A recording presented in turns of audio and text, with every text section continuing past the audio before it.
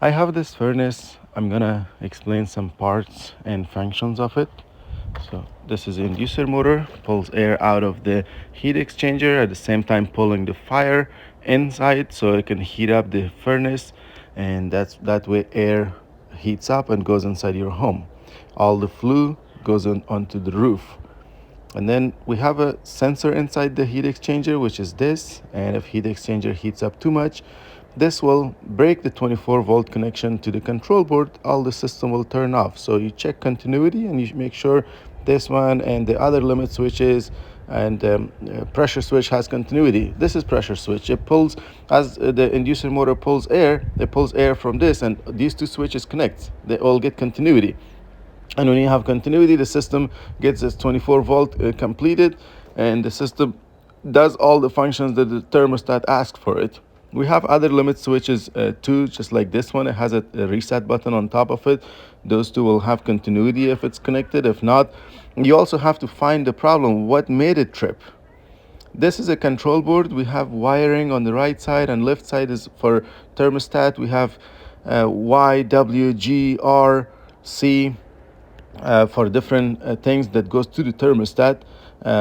For example, I'm checking right here G with the R because the fan was on. I was like, is the thermostat calling for fan? I checked G with R and I got 0 volt.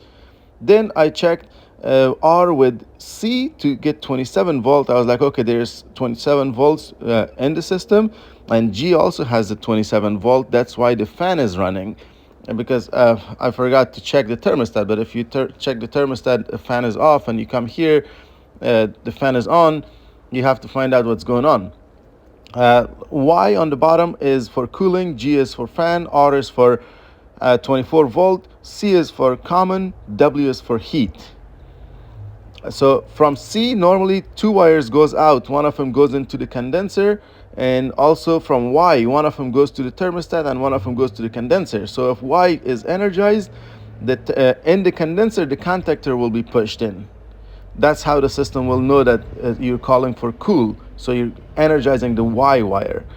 And the energy comes in from the transformer. From the top of the transformer, you have 120 volt, and it's coming out 24 volts. So if you're missing 24 volt, first thing you should check to see if you're receiving 120 volt on the transformer.